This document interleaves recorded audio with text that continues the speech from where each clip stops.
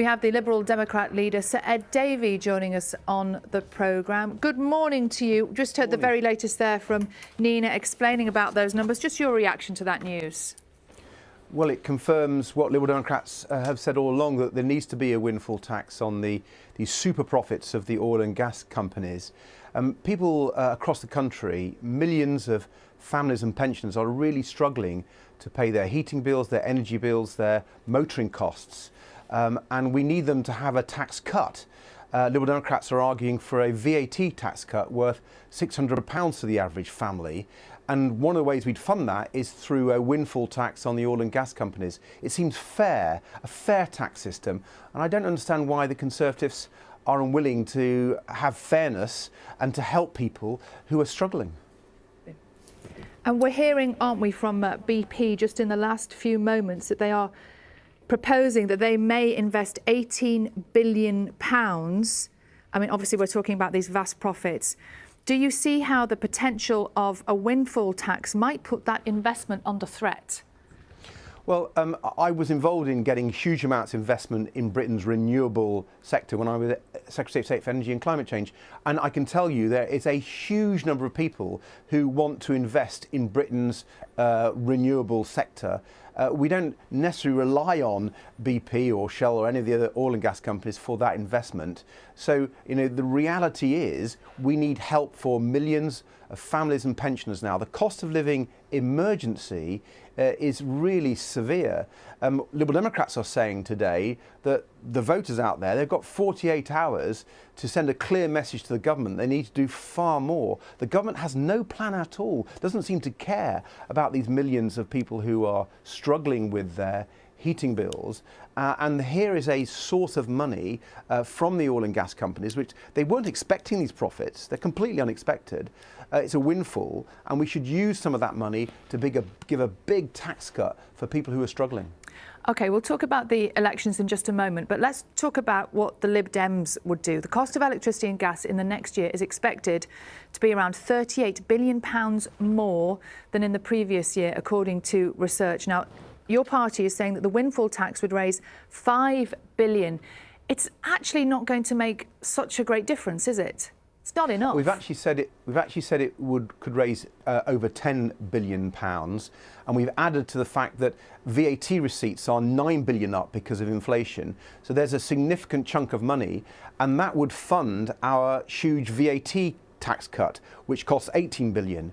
So we have done the sums, and we're clear that it's completely affordable to give families and pensioners across our country a really big tax cut. And that stands in contrast to the Conservatives. When people are struggling with these high bills, the Conservatives are putting taxes up 15 times, very unfair. And I don't really understand it. It seems to me the Conservatives are totally out of touch with what's going on for families around our country. I know with the elections just coming up in a couple of days, it's really important that people understand, have a clear picture of what all of this might mean. And we're throwing a lot of numbers out there at the moment, aren't we? But I just want to read this to you. You're saying that income tax and national insurance rises will leave a typical family £535 a year worse off before VAT. Now, Labour is claiming that that figure is actually over £2,500, but the OBR estimate is closer to £800 in the year.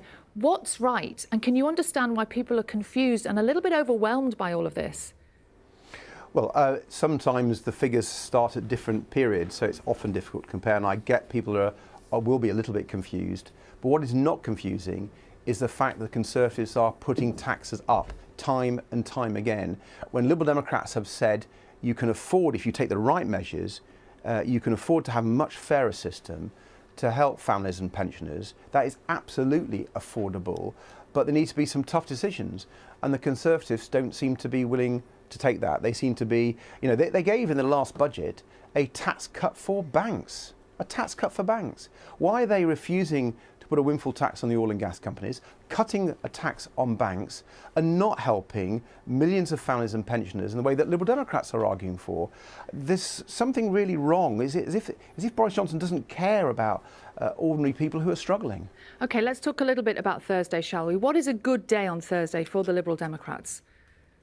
Well, I've been up and down the country speaking to a lot of people, and what struck me is how many lifelong Conservative voters are really fed up with Boris Johnson and the Conservatives. And we saw that, didn't we, last year in the Cheshire and Amersham by-election in true blue Buckinghamshire, where the Liberal Democrats beat the Conservatives. And we saw it in North Shropshire in the by-election just before Christmas, where a seat that the Conservatives had held for 200 years in rural North Shropshire was taken by the Liberal Democrats. And in both those seats, we heard this, heard what I'm hearing on the doorsteps, and they're fed up with the Tories because of the cost of living crisis and the fact they're not doing anything, but also on the NHS. You know, we've got a shortage of GPs, of dentists, of nurses, of cancer specialists. And the Conservatives promised that they would find people to do this work in the NHS, and they've broken that promise. So lifelong Conservatives are I think, turning away from the Conservatives, and many of them are coming to the Liberal Democrats. What will that mean on Thursday? I don't know. I'm fairly confident we will make progress, but the size of that, I wouldn't like to say, and there's a good reason why I'm not saying, we are not going to take voters for granted. We're going to work through to polls close. One of the things they're telling us on the doorsteps is they feel that Conservatives have taken them for granted.